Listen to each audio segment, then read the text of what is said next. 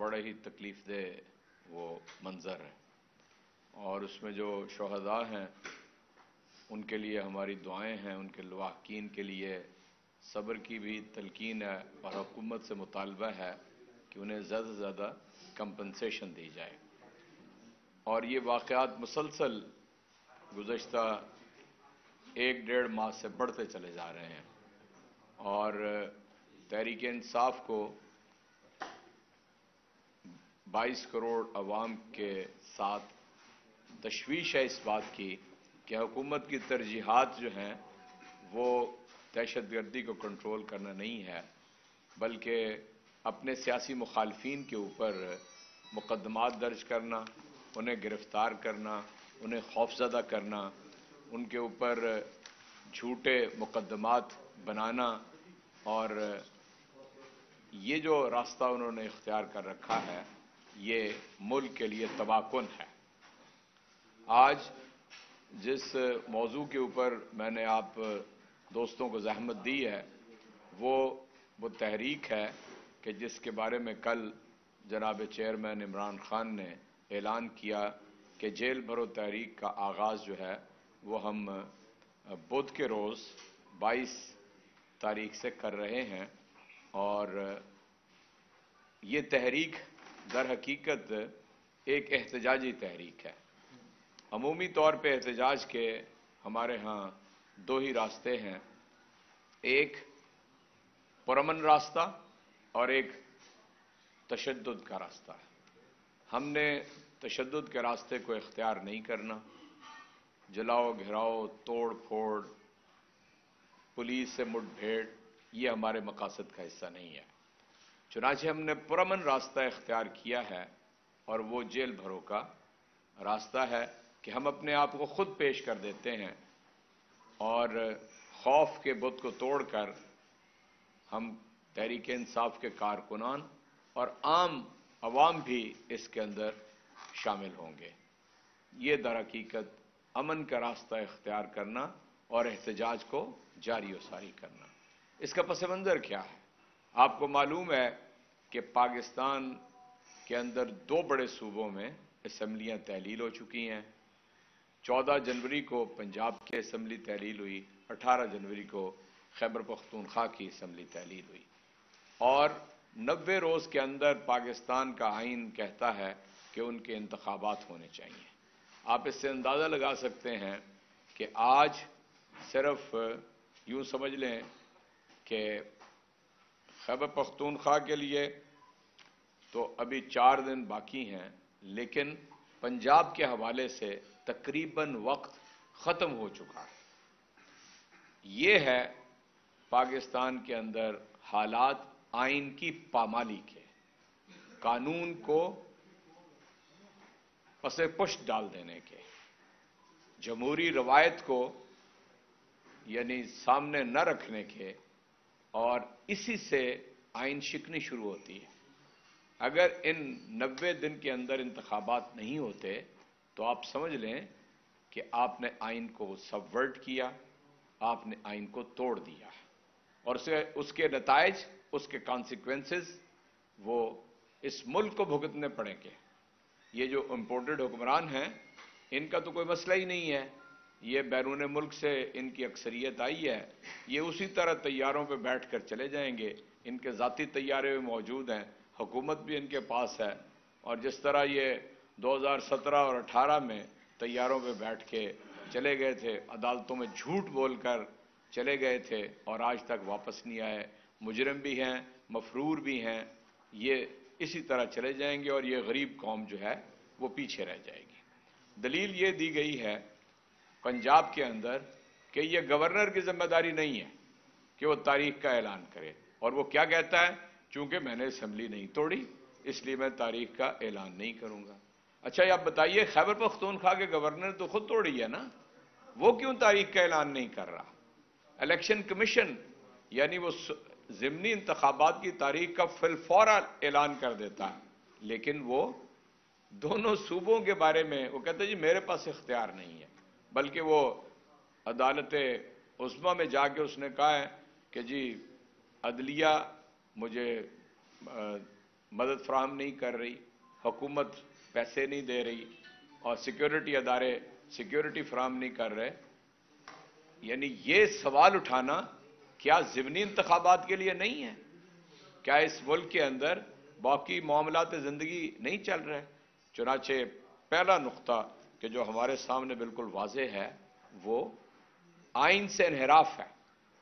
दूसरा नुक्ता, अदालती फैसलों के ऊपर भी अमल दरामद नहीं हो रहा, जिसकी सबसे यानी ब्लेटेंट मिसाल जो है लाहौर हाई कोर्ट का फैसला है कि जो यानी आज से 10 रोज पहले तकरीबन 9 रोज पहले हुआ था, उसके ऊपर अमल दरामद नहीं हो रहा। और यह हुकूमत, इसका रिकॉर्ड है, मिसाल के तौर पे इस्लामाबाद के अंदर महीने से ऊपर हो गया है, अदालत ने यह फैसला किया था कि बल्दियाती इंतखाबात हों, आज तक नहीं करवाए। लाहौर हाई कोर्ट ने फवाद चौधरी को कहा कि इसे पेश किया जाए, 3 दफा कहा, लेकिन उसे अदालत में पेश नहीं किया गया। इसी तरह दीगर फैसले हैं कि उनके ऊपर अमल दरामद ये लोग नहीं कर रहे। ये मैं समझता हूं कि रूल ऑफ लॉ का ना होना और इंसाफ की हुक्मरानी ना होना, ये पाकिस्तान की तारीख के ऊपर हल्की सी एक नज़र दौड़ा लें तो आपको अंदाज़ा होगा कि कितना नुकसान है। मैं रेफर करता हूं 1970 तक पाकिस्तान के अंदर तकरीबन बेआइन था, यानी 56 और 62 के दसातीर एक ढकोसला तो थे, उनके ऊपर अमल दरामद नहीं था। और आपको मालूम है कि पहले 23 सालों के बाद पाकिस्तान 2 लख्त हो गया।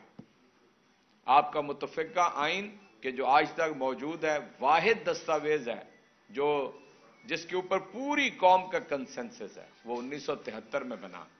और इस मुल्क के अंदर तो पहले बालिग रायदही के इंतखाब भी नहीं था, वो भी 1970 में पहला इंतखाब था। इंतखाब न कराना, इंतखाब के नताइज के अमल दरामद न करना, पाकिस्तान 2 लख्त हो गया। इसलिए आइन की जब आप पामाली करते हैं, मार्शल लॉ लगाते हैं या जो कुछ आज हो रहा है ये करते हैं, तो उससे मुल्क की सालमियत को शदीद खतरात लाक हो जाते हैं। दूसरी बात, आप अंदाजा कीजिए कि ये इंपोर्टेड हुकूमत इस नाम पे हुकूमत में आई थी कि इमरान खान ने बड़ी महंगाई कर दी है, इमरान खान ने सिलेक्टेड है, इमरान खान 2018 के इंतखाबात दुरुस्त नहीं है।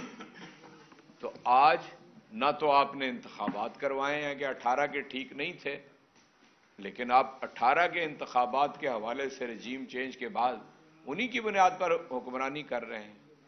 आप आए थे और ये महंगाई मुकाओ मार्च कर रहे थे, और आपने देखा कि महंगाई खत्म होने से कई गुना बढ़ गई है। कल के आखिरी फिगर ये बताते हैं कि 38.43 महंगाई हो चुकी है। ये बात आम आदमी की समझ में नहीं आती मेरी तरह, लेकिन मेरी तरह जब वो बाजार में जाता है प्याज खरीदने के लिए, तो उसे पता लगता है कि प्याज 43 रुपए का इमरान खान के दौर में था, अब 270 रुपए का किलोग्राम है। ये तो उसे पता चलता है ना, ये तो उसे पता चलता है कि जो अपने बड़ों की दवाई माँ बाप की बीमारी की सूरत में वो लेने जाता था, वो 300 गुना उसके अंदर इजाफा हो गया। ये तो उसे पता चलता था। आए तो इस नाम पे थे कि आएंगे तो महंगाई कंट्रोल करेंगे। महंगाई रोज अफजू है और ये 170 अरब रुपया इस गरीब कौम के सर पे लाद दिया है। मैं लंबी बात नहीं करता महंगाई के ऊपर, सिर्फ एक फिगर आपको बताता हूं। 1% GST, इसका इतलाक आम आदमी के ऊपर है, उसकी अशियाए सर्फ के साथ है, अशियाए खुर्दनोश के साथ है। 60 अरब रुपया 1% से रेवेन्यू जमा होना है। आपको मालूम है एक्सपोर्ट्स तकरीबन खत्म हो गई हैं, रेमिटेंसेज यूं नोज डाउन है। जो रेवेन्यू जमा होना है वो जिस तरह तहरीक इंसाफ ने 4000 अरब रुपए से उठाकर 6140 अरब रुपए तक ले गए थे, अब वो नीचे की तरफ जा रहा है। ये महंगाई की सूरत हाल और मौशी सूरत हाल है। और अभी तूफान आना है महंगाई का, यानी पेट्रोल की कीमत, डीजल की कीमत, बिजली की कीमत और गैस की कीमत। इसके नतीजे में एक माहिर ने तो ये राय दी है आपके सामने कि जब इमरान खान की हुकूमत थी तो जो 30,000 रुपये महाना कमाता था, वो 30,000 की जो अशियाए सर्फ है वो खरीदता था, आज وہی 30,000 روپے میں وہ 20,000 کی چیزیں بھی نہیں خرید سکے گا۔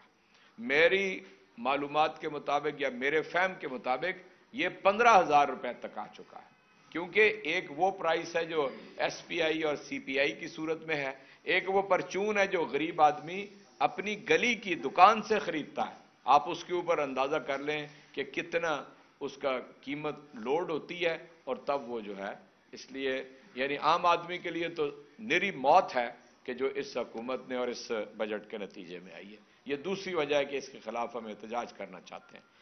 تیسری چیز آپ دیکھیے، اس ملک کا سابق آرمی چیف وہ یہ کہتا ہے کہ وہ خود ٹیپ کرتا تھا، اور میں ان صحافیوں کی جو بات کہہ کے اس سے پھر جائیں اس کی نہیں، میں صرف ٹیپ کے اوپر اگر بات مرکوز رکھوں تو کیا آرمی چیف کی یہ کام ہے کہ وہ وزیر اعظم یا وزیر اعظم ہاؤس کی یا اس کے نجی یعنی گھر کی گفتگو کو ٹیپ کریں؟ ذرا آپ غور کریں، اور پھر ریلیز بھی اس امپورٹڈ حکومت کے دور کے اندر ہو، یہ آرمی چیف کا کام ہے۔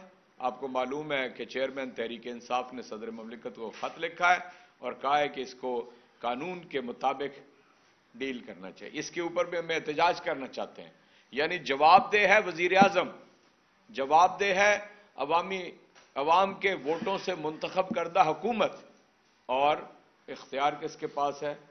خارجہ پالیسی کا، معاشی پالیسی کا۔ یہ آپ کے سامنے بات آ چکی ہے۔ یہ ذہن ہے کہ جو ہمارے ہاں کار فرما رہا ہے۔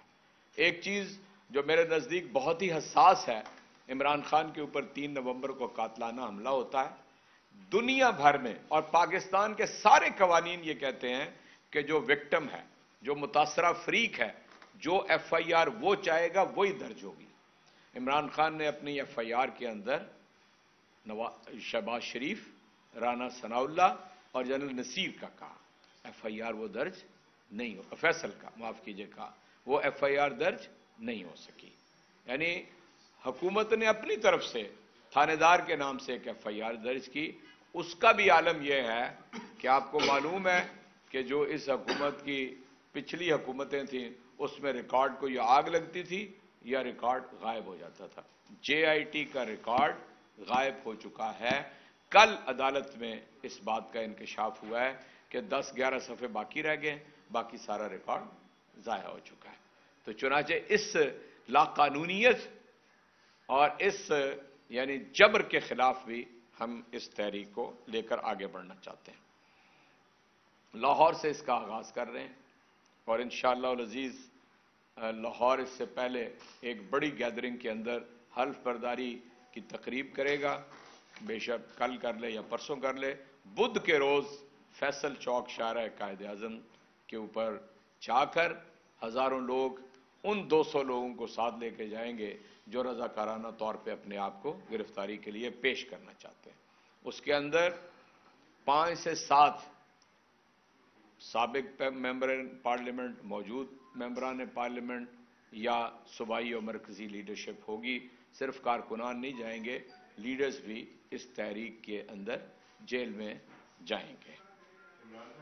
اور اس سے پہلے کہ آپ سوال کریں، یہ تحریک انصاف فیصلہ کرے گی، کوئی اس گرفتاریوں سے استثناء نہیں ہے، حتیٰ کہ چیئرمین عمران خان کو بھی استثناء نہیں ہے۔ چنانچہ اس جیل بھرو تحریک کے اندر پارٹی فیصلہ کرے گی کہ کون کس وقت اور کس شہر سے کس مرحلے میں گرفتاریاں دے گا۔ لاہور سے یہ جو تحریک شروع ہوئی ہے، اس کے بعد اس کو اسی سیکوینس میں آپ لیتے چلے جائیں۔ لاہور کے بعد پشاور، راولپنڈی، ملتان، گجرانوالہ، سرگودا، سائی وال اور فیصل آباد، یہ 8 شہروں کا اعلان میں آج آپ کے سامنے کر رہا ہوں۔ یہ یعنی سیکوینس میں اگلے روز یہ سارا ہوگا، یعنی 22 سے شروع ہو کے 29 تاریخ تک یہ ہوگا، اور اس کے بعد اگلا شیڈیول جو ہے اسی اسنا میں جاری کر دیا جائے گا۔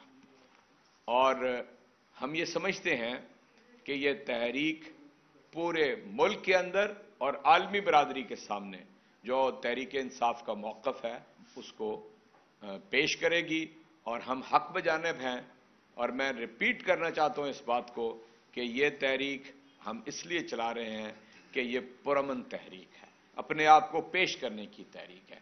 جو ظلم، تشدد، بربریت یہ روا رکھیں گے، یہ ان کا حصہ ہے، ہمارا حصہ نہیں ہے۔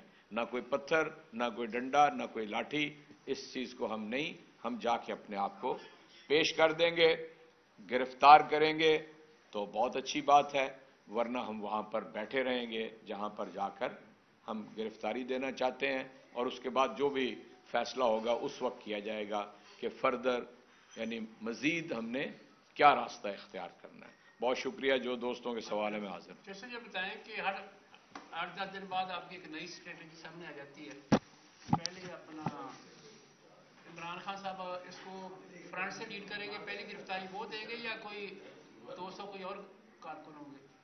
میں پھر ریپیٹ کرتا ہوں، میرا خیال ہے میں کہہ چکا ہوں، بات دوبارہ کہتا ہوں کہ 200 کارکنان کے ساتھ اس کا آغاز کیا جائے گا، ہزاروں لوگ انہیں گرفتاری کو پیش کرنے کے لیے ساتھ جائیں گے، اس کے اندر 5 سے 7 پارلیمنٹیرین مرکزی اور صوبائی عہدیداران ہوں گے، اور عمران خان صاحب یا میں یا اور سینئر لیڈرشپ جس دن پارٹی طے کرے گی کہ آج فلاں لیڈر نے فلاں شہر سے گرفتار ہونا ہے، اس کا فیصلہ آپ کو ہم بتائیں گے، کوئی استثناء نہیں۔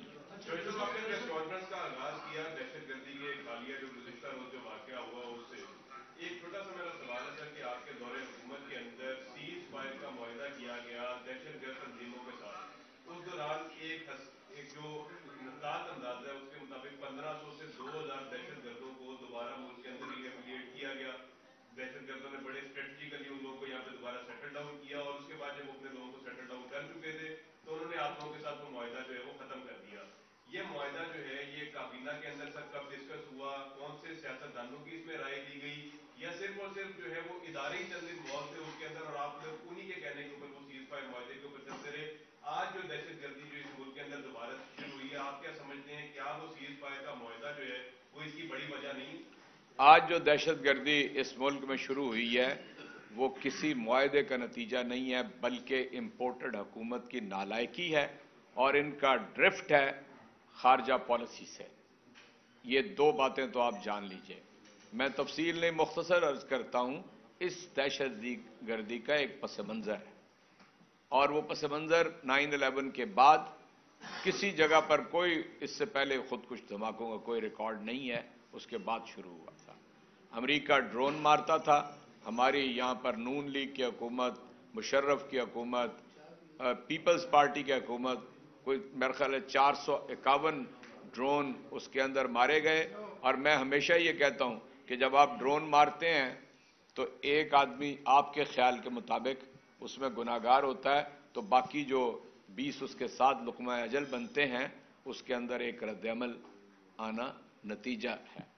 تحریک انصاف نے 2 سال پوری یعنی اس وقت کی جو بھی ایک سسٹم تھا مل کر اس کے ساتھ دوحہ ٹاکس میں فیسیلیٹیشن دی۔ امریکہ وقت سے پہلے یہاں سے چلا گیا، جو انتظام پیچھے بنا کے وہ گیا تھا وہ ریت کی دیوار کی طرح گر گیا۔ تحریک انصاف کی حکومت کے ہوتے ہوئے اسلام آباد نے بہترین کردار ادا کیا، کوئی ٹوٹل تو کوئی 3.5 لاکھ بنتے ہیں، 55,000 ان میں ڈپلومیٹس اور این جی اوز جو کام کر رہی تھیں ان کے لوگ تھے اسلام آباد سے جنہوں نے فلائی کیا۔ پوری دنیا نے سراہا ہمارے اس اقدام کو۔ ہمارا ہمیشہ فلسفہ رہا ہے کہ آپ بندوق اور توپ کی زبان سے بات کرنے کی بجائے ایسی ہر چیز، یعنی آپ جتنے تھنک ٹینک دنیا کے اندر ہیں یہ اس میں توپ کا مقابلہ توپ سے، لیکن ساتھ آپ نیگوسیشن جاری رکھتے ہیں۔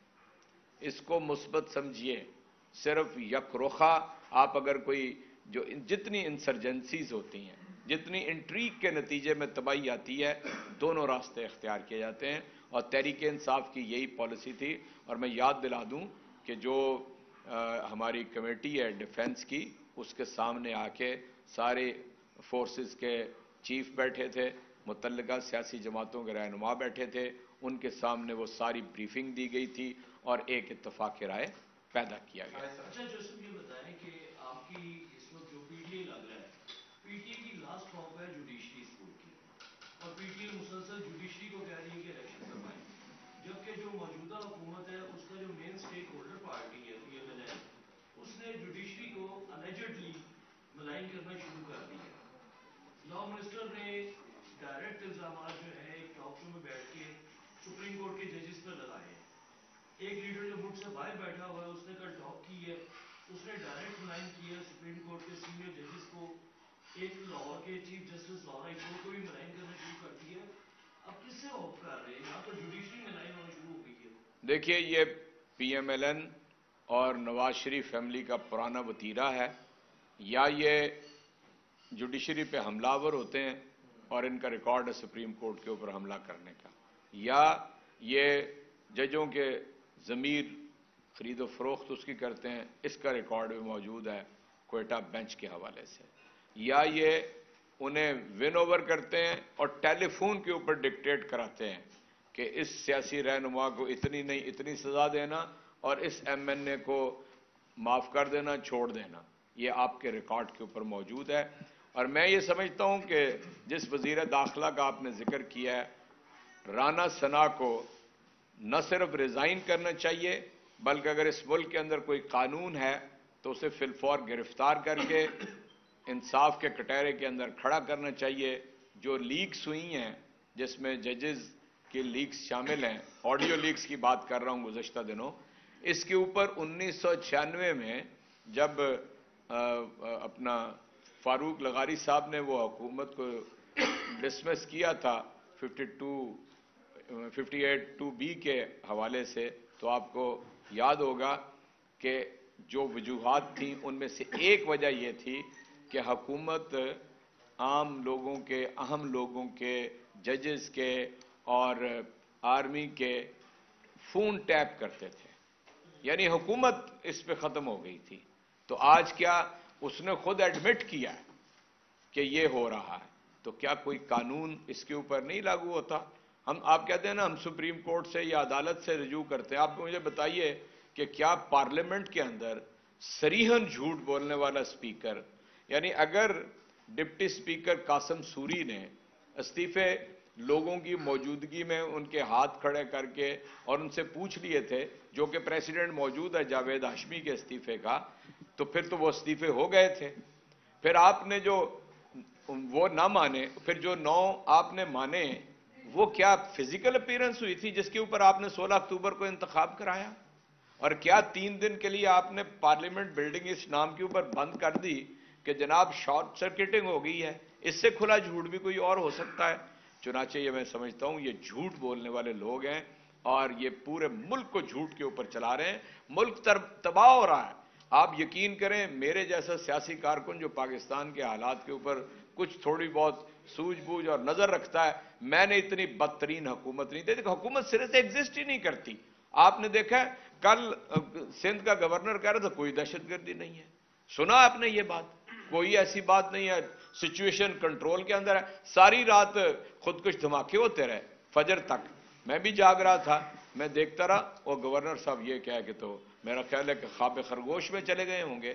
اور ایک بات آپ ہمیشہ یاد رکھیں، ساری باتیں ان کو یاد کرنی چاہیے۔ انہوں نے مہنگائی مکانے کی ریلی چلا کے حکومت لی تھی، اچھا مکان نیب کے مقدمے کے دیے 16 ارب روپے وہ ہڑپ کر گئے۔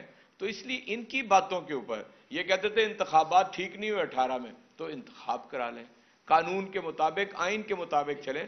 کوئی آوازیں اٹھتی ہیں یہ دبا دیتے ہیں اس کے اندر، پارلیمنٹ کے اندر۔ اس لیے میں نہیں سمجھتا کہ کوئی اخلاقی پوزیشن ان کی موجود ہے، اور جس کی اخلاقی پوزیشن تباہ ہو جائے اس کا سب کچھ تباہ ہو جاتا ہے۔ جیسے آج بڑا ٹھہراؤ تھا آپ کی پریس کانفرنس میں، ایسا ہی ہوتا ہے۔ کوئی ڈیل تو نہیں ہو رہی؟ کہ مثلا